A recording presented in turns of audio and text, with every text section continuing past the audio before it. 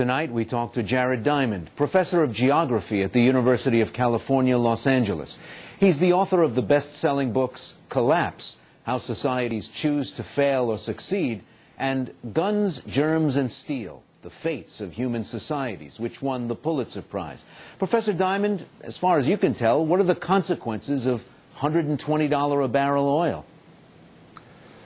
My view of the consequences are hopeful consequences, namely that I hope that the price of oil will rise to a level that matches the costs of oil consumption for Americans and comparable to levels paid for oil by Europeans, which are about double ours.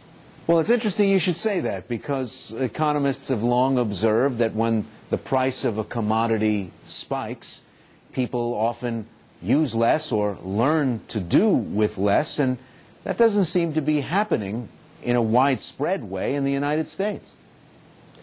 Actually, it is happening in a widespread way, at least here in Los Angeles, where I live. Within the last year, about a year or so ago, one scarcely saw any Priuses on the road. Now you see them very commonly. So Los Angelinos have been much more concerned about gas consumption. Now, people who look at the history of technology and human societies fall into sort of optimists and pessimists camps, and often optimists point out that whenever we've been hard up against it as a people, technology has often come in to save the day and increase the carrying capacity of the world. Can we expect that this time with oil? Well, if oil were like forests, were a renewable resource, it certainly is possible to increase our production of trees or fish, but the amount of oil in the ground is fixed. As far as oil is concerned, increasing prices of oil, I think the main effect is going to be to decrease oil consumption by Americans. Just to place it in perspective, Europeans, who enjoy a slightly higher standard of living than do Americans, Europeans nevertheless per person consume about half the amount of gasoline that we do, because gasoline costs much more in Europe. And that illustrates that it would be perfectly possible for us Americans to reduce our gas consumption without sacrificing anything of our standard of living. In fact, while gaining standard of living. Well, why don't we look outside the United States and Europe? As other parts of the world are getting richer, are they going to be able to consume oil at the same rate as Americans? The world is not going to be able to consume oil at the same rate as Americans. Just to place numbers on it, if the whole world consumed oil at the rate of Americans, then oil consumption for the world would increase by a factor of 11, which means that instead of running out of relatively cheap, accessible oil within 50 years, we would run out within 5 years. So, no, there's no way that the whole world will consume oil as Americans do now. So India and China, two huge countries that are getting rich rather quickly, will have to be different, you're saying? They will certainly be different in increasing their oil consumption as they are already doing. The difference is going to be that the big guzzlers, the first world in general, but especially the U.S., will have to decrease their oil consumption. And we will get great benefits out of that, especially benefits as regards our foreign policy expenditures and benefits as regards our health. Oil, after all, is a major contributor to global warming, but Americans pay lots of costs, both economic costs and health costs for global warming. So consuming less oil is going to be good for us economically and good for our health.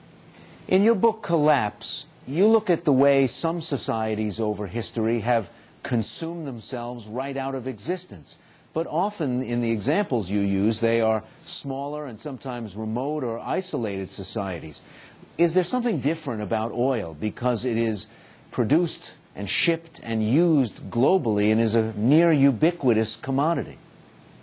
You're close to it there. I think that the difference is not so much the difference in oil as the difference in that buzzword globalization today.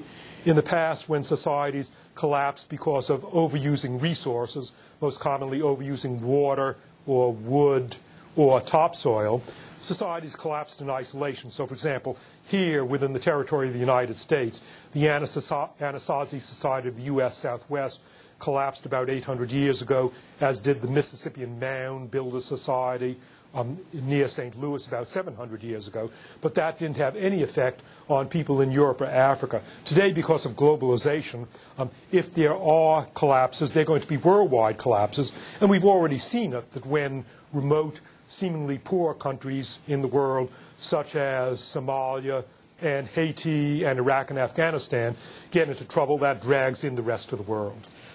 Has there ever been, in more recent history than the Anasazi people, a commodity that the world thought it couldn't do without, and then when it is in short supply, the world is forced to go in another direction or comes into conflict because of it?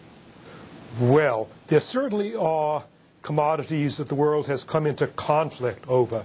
And the prime example is what we're talking about, oil. Let's think of the cause of World War II in the Pacific. The immediate cause of war between Japan and the United States was the oil embargo that President Roosevelt imposed on Japan at a time when Japan, not an oil-producing country, had only a year and a half of oil reserves left. And Japan had the choice of acceding to Roosevelt's demands, namely withdrawing from their military adventures in China and Southeast Asia, or securing their own oil fields, which they did, starting with the raid at Pearl Harbor and then World War II, Japan's attempt to secure oil supplies for themselves. So there already, we've had the bloodiest war in recent American history fought over oil. Professor Jared Diamond, thanks for joining us. You are welcome.